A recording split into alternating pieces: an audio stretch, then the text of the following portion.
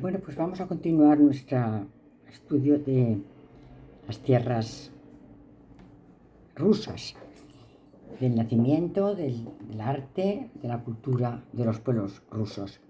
Hemos visto primero el origen de Rusia en la Rus de Kiev y ahora vamos a continuar el estudio viendo los sucesivos ataques a los que se vio sujeta esta Rus de Kiev. El primero de los grandes invasiones en la Rus de Kiev fue la invasión de los mongoles que venían desde Mongolia, desde el norte de China. Bueno, pues los mongoles asolan toda la Rus de Kiev durante el siglo XIII. Ya hemos dicho que se encuentran en el norte de China, muy por bajo de lo que luego será Siberia, Rusia. Bueno, los mongoles era una confederación de pueblos nómadas, cuyo primer jefe, Genghis Khan, los unificó y usó el término mongol para designarlos a todos. Tuvieron gran importancia en la historia euroasiática. Bajo el liderazgo de Genghis Khan, los mongoles crearon el mayor imperio de la historia, gobernando 35 millones de kilómetros cuadrados y más de 100 millones de personas. Este es Genghis Khan, que vivió entre el 1162 y el 1227. Bueno, aquí tenemos lo que llegó a ser el imperio mongol, que aumentó todavía, porque excepto Inglaterra y en la Hispania, vamos a ver que todo fue tomado por los mongoles. Bueno, pues ahora vamos a hablar de lo que nos compete ahora más, que es la invasión mongola de la Rus de Kiev. Aquí tenemos a estos guerreros tremendos que provienen del norte de China y que van a hacer estos recorridos por toda la Europa, primero por el Extremo Oriente, luego por el Próximo Oriente y luego se van a introducir en la Europa. Bueno, en el transcurso de su decadencia, la Rus de Kiev hemos visto que se había disgregado en numerosos principados y entonces ante esta situación de escasa defensa se fue sorprendida por la irrupción de un poder extranjero que provenía del Extremo Oriente. Fue la invasión de los mongoles, que se inició en el año 1223 en la batalla del río Kalka y se enfrentó a las fuerzas de varios principados de los que se había dividido la Rus de Kiev. Bueno, pues aquí tenemos la llegada de los mongoles y cómo se van enfrentando con los distintos principados que han encontrado en la Rota Rus de Kiev, que queremos recordar que ocupaban lo que se llama el Istmo Intermaris. Bueno, los príncipes eslavos orientales habían oído hablar de los guerreros mongoles por primera vez a los nómadas cumanos, que eran, porque decían que tenían costumbre de saquear a los colonos rusos de las fronteras, pero que ahora preferían entablar amistad con ellos. Decían, estos terribles extranjeros han tomado nuestro país y mañana tomarán el vuestro, si no venís y nos ayudáis. Esto decían los cumanos, los que vivían en las fronteras de la Rus de Kiev. Es decir, se veían amenazados y advertían a los habitantes de la Rus de Kiev que si no iban a ayudarlos se verían amenazados por ellos. Y esto fue lo que ocurrió. Vino la primera invasión mongola que dominó toda la Rus de Kiev. Entonces empezó, como decíamos antes, en el año 1223 en la batalla del río Kalka. En respuesta a esta llamada, los príncipes eslavos crearon una alianza y acudieron a combatir con ellos, con los adversarios mongoles, pero fueron rotundamente derrotados en la batalla del río Kalka. Una derrota que permaneció desde entonces en la memoria del pueblo ruso. Ahora el país estaba a merced de los invasores, pero en lugar de avanzar, los invasores se replegaron de manera inexplicable y no aparecieron durante 15 años, durante los cuales los príncipes reanudaron sus luchas intestinas y consumaron hasta que fueron de nuevo, otra vez, sorprendidos por la llegada, pero esta vez mucho más formidable, de la anterior invasión mongólica.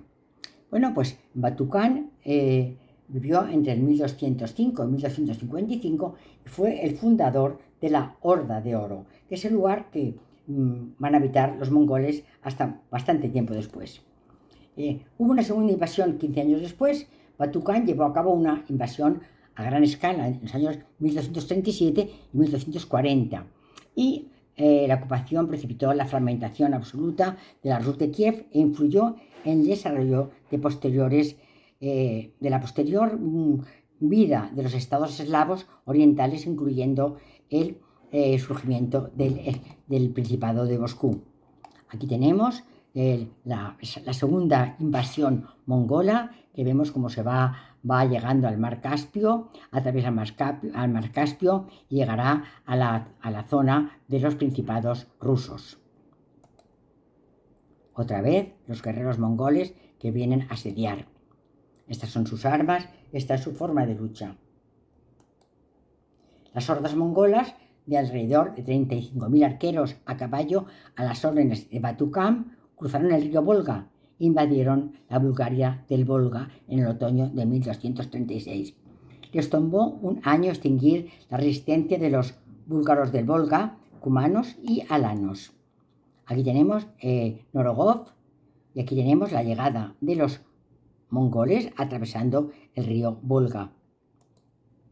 En noviembre de 1237, Batu Khan envió sus embajadores a la corte de Yuri II de Vladimir a exigir su sumisión. Un mes más adelante, los mongoles sitiaron Rizian, que después de 6 días de batalla fue aniquilado totalmente y nunca fue reconstruida. Alarmado por las noticias, Yuri II envió a sus hijos para detener a los invasores, pero también los hijos de Yuri II fueron derrotados. Arrasadas Colomán y Moscú, la horda puso sitio a Vladimir el 4 de febrero de 1238. 3 días después, la capital del Principado de Vladimir fue tomada y quemada. Cruzaron el Volga y el príncipe murió. Reunió un nuevo ejército que fue nuevamente vencido. Aquí tenemos Moscú preso de las llamas. Batu Khan dividió su ejército en pequeñas unidades que atacaron las 14 ciudades de la Rus de Kiev. La más difícil de tomar fue una pequeña ciudad, Korsel, en la que un joven príncipe, el príncipe Vasily, hijo de Titus, resistió durante 7 semanas, matando a 4.000 mongoles. Las únicas ciudades que fueron respetadas a la destrucción fueron Novgorod y Pskov. Aquí tenemos a Norogov y a Pskov, al norte de lo que es el estrecho Intermaris. En el verano de 1232, Batu Khan devastó Crimea y pacificó Moldavia. En el invierno de 1939 saqueó Chernigov y Pereslav-Zalensky. Después de muchos días tomó Kiev en el año 1240. A pesar de la resistencia feroz del príncipe de Galicia, Batu Khan conquistó las 2 ciudades más importantes antes de invadir Hungría y Polonia. Aquí tenemos el mapa que nos indica los lugares que fueron invadidos, destruidos y tomados por los mongoles. Este es Batu Khan, el gran rey mongol. Aquí lo tenemos con sus súbditos adorándole. Bueno, ¿qué es la Horda de Oro? La Horda de Oro es que los invasores decidieron permanecer y construyeron su capital en un lugar llamado Sarai, junto al río Volga. Estos territorios eran la sección occidental del Imperio Mongol, bajo la majestad del Khan, quien vivía en la Horda de Oro en el valle del río Amur. Este es el gran Khan, que va a ser el jefe de la Horda de Oro. Estos son sus guerreros. Y aquí tenemos lo que es la Horda de Oro. La Horda de Oro, fijaros, va desde el Mar Negro al sur de Kiev, al sur de Moscú, llega al norte hacia la zona de Mongolia, baja hasta el Mar Caspio, hasta el Mar de Azov, y recorrerá. Este será el lugar donde se va a establecer la capital, que será Sarai. Esta será la capital de la Horda de Oro, que será, como dijéramos, la patria mongola en la zona de Medio Oriente, del Extremo Oriente y del estrecho Intermaris. En Sarai tenía sus jefaturas y desde allí sometieron a Moscovia durante casi 3 siglos. El término por el cual se conoce comúnmente esta época es la de yugo mongol o yugo tártaro. La palabra mongol o la palabra tártaro las usaremos indiscriminadamente. Parece que indica un momento de gran opresión, pero en realidad estos invasores no eran crueles ni opresores. Nunca se instalaron en el país, estaban en la horda y tenían poco trato directo con los habitantes. Realmente eran nómadas. Los mongoles siempre fueron nómadas. Y este hecho, el que fueran nómadas siempre, fue el que hoy Europa no sea mongola. De acuerdo con las advertencias de Gengis Khan, sus hijos y nietos conservaron el modo de vida nómada, de forma que no perturbaron a los habitantes de las ciudades en su vida diaria. En materia religiosa, eran extremadamente tolerantes. Cuando aparecieron en Europa, eran chamanistas y como tal no tenían ningún fanatismo religioso. Es decir, convivían con las demás religiones. Después de adoptar el Islam, siguieron siendo tolerantes como antes y el Khan de la Horda de Oro permitió a los rusos mantener un patriarca cristiano en su capital. Nogai Khan, medio siglo más tarde, casó a su hija con el emperador bizantino y entregó a su propia hija a un príncipe ruso, Teodoro el Negro. Es decir, que mantenían una relación cordial con la gente que habían invadido y además, por supuesto, eran de una tolerancia extrema con sus jefes y sobre todo con su religión. Kublai Khan fue el Khan que tomó posesión de China en el año 1215, creando la primera China mongola. Aquí lo tenemos, este es el amigo de nuestro viajero más importante, que ahora luego vamos a comentar. Vivió entre el 1215 y 1249. Kublai Khan fue el quinto y el último gran Khan del imperio mongol. Trasladó la corte a Pekín y fue el primer emperador de la dinastía Yuan. Fue nieto de Gengis Khan. Aquí lo tenemos con su corte en una ilustración de este momento. Y fue el primer gobernante mongol en convertirse al budismo, especialmente al budismo tibetano. A pesar de su conversión, siempre mostró muchísima tolerancia, muchísima con las demás religiones.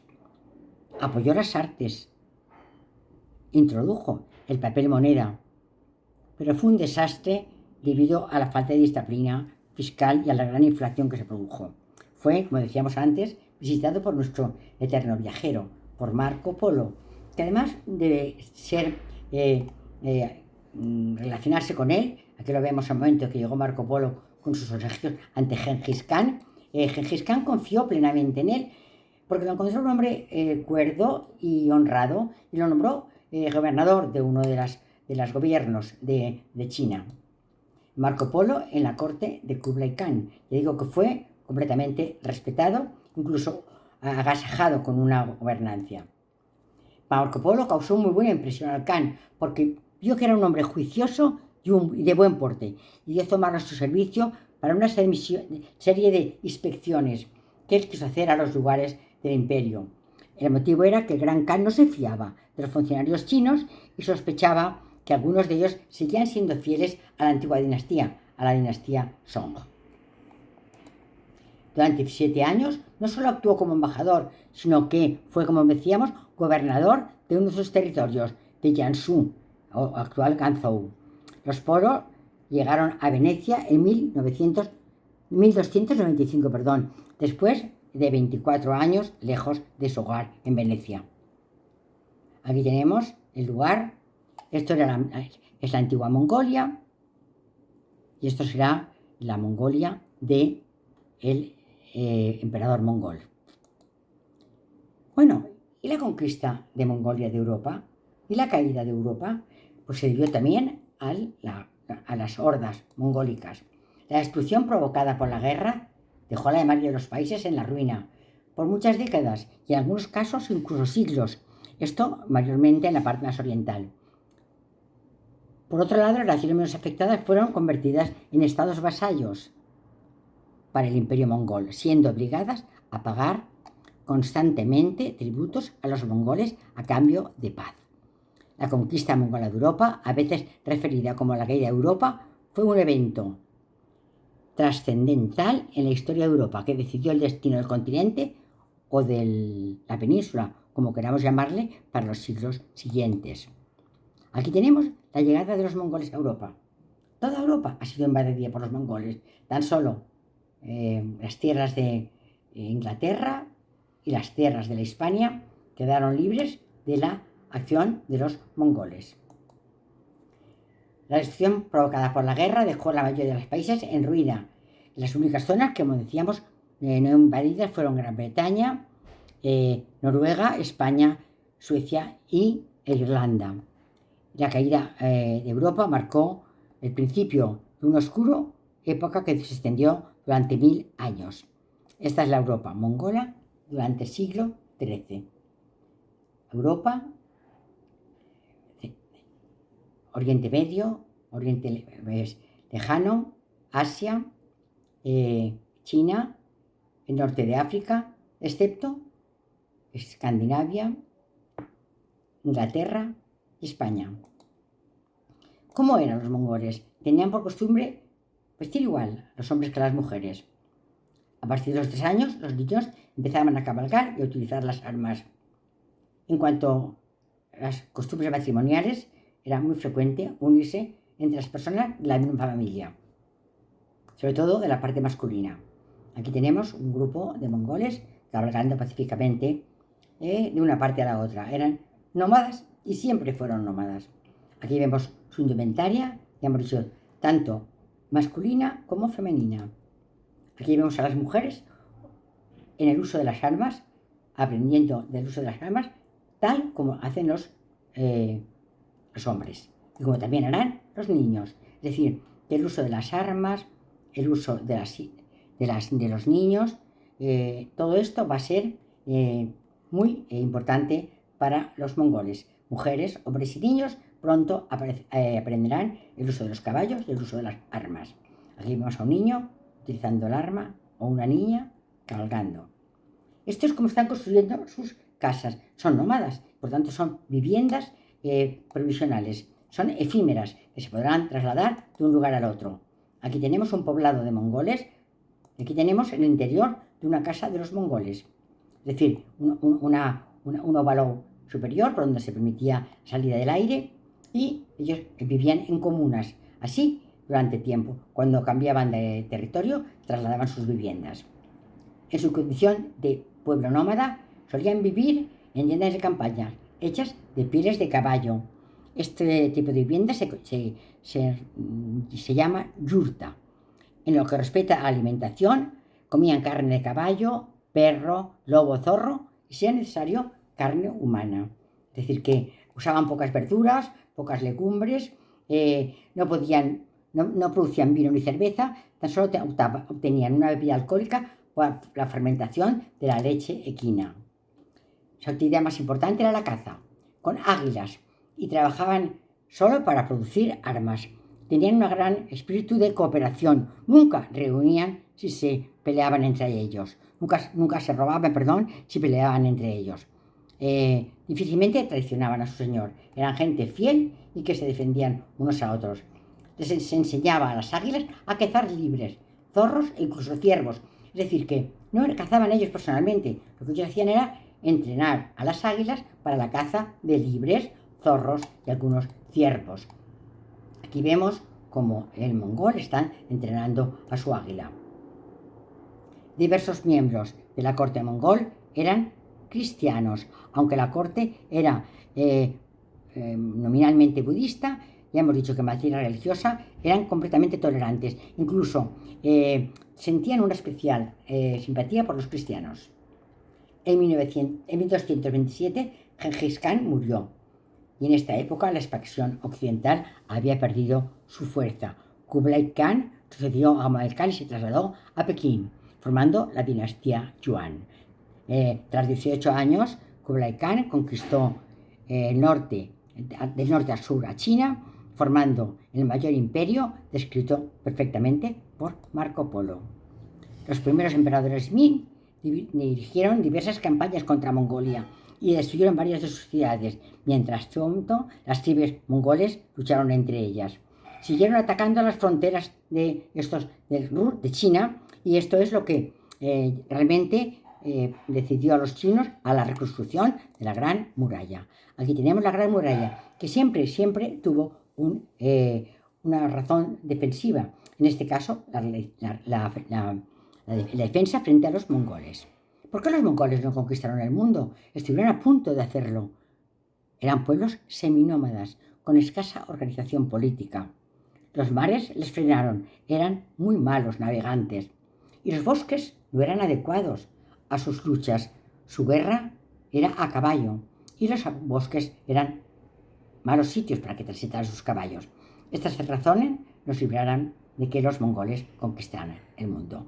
Muchas gracias y hasta el próximo día.